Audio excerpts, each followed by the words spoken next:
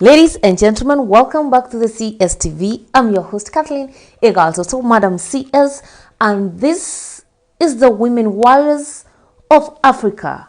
Stay tuned and have it through and real. Kindly remember to subscribe.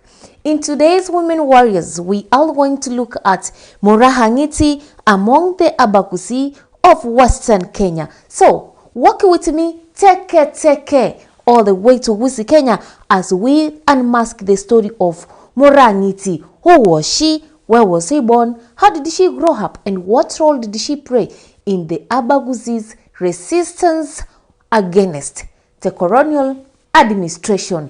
Remember to subscribe and give this video a thumbs up. See you in a few. The name Moraa is largely known to be the name of a woman or a girl child among the abagusii of Western Kenya. However, behind this name Moraa lies a large history of abagusii and their resistance against the colonial administrators in the 1900s. In this series, we find out who was Moraa. Moraa ngiti was born in the mid-1800s in Kitutu clan of Abagusii tribe. At the time of her birth and living, women in Gusii region were known as farm tenders and children caregivers. They were not allowed to talk before men. The society was largely patriarchal. However, Moraa was a different type of woman, very courageous, very brave, who grew up to be a reputable prophetess among the abagusii people. Later, she got married to a well-known Gusii hero called Ngiti, thus gaining her name Moraa ngiti. In one of her prophecies, she foretold about the coming of the white people in Gusii land. In her prophecies, she called them the mushrooms that could grow in Getembe, yet not edible by the abagusii people. She further explained to the clan elders that one of the clan elders called Ombati could betray the abagusii people by cooperating with these foreigners. When the colonial administrators reached in Gusii land in the early 1900s, her prophecy was fulfilled. They established their offices in Getembe, the current-day Kisii town. And true, some elders and chiefs, led by Elder Ombati, cooperated. However, Moraa remained steadfast and incited her people to revolt. Unfortunately, in 1905, the British soldiers, led by Geoffrey Nakote, killed several Gusii people, burned their horses, seized their cattle, and destroyed their farms. Not even this attack could move Moraa's stand.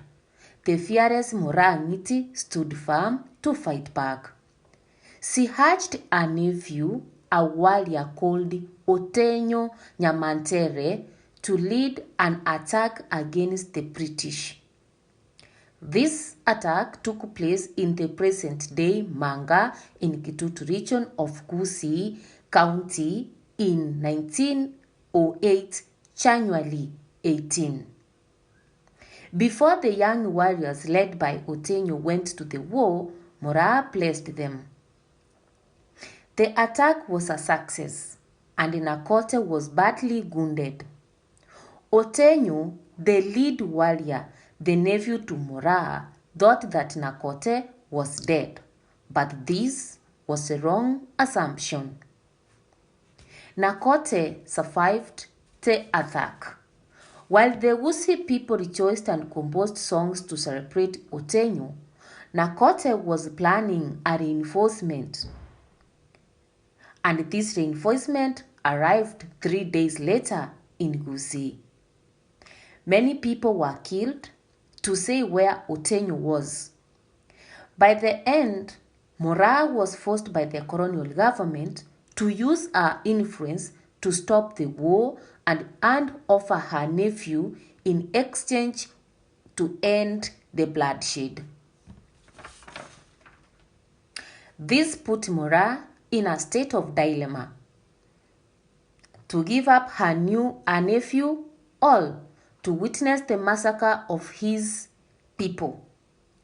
Moraa chose to save her people. She gave up her nephew Otenyo to the colonial administrators. Otenyo was arrested, tried in public, dragged by a horse before he was executed by a firing squad. His body was hung on a bridge as a warning to the rest of the community against resistance. He was then beheaded and his head shipped to London as a proof that he was dead. His headless body was buried at the top of Manga Escarpment, the present-day Kitutu. His auntie Moraa was arrested and detained in Kisii police station, where she was tortured to cooperate with the British administrators. However, no amount of torture could make Moraa cooperate with the British. She resisted, and as a result, she was put under solitary confinement. The British, unable to get any information from Moraa, and given her old age, they released her. And Moraa, upon being released, continued to administer to the Gusii warriors and taking care of Otenyo's children.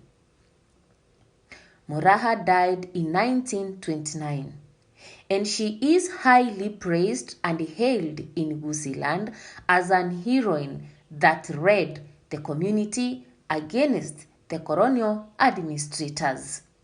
So, the next time you see a Gusii woman called Moraa, know that she carries a huge history of the Abagusii people and their story with regard to the colonial administrators and resistance in the region.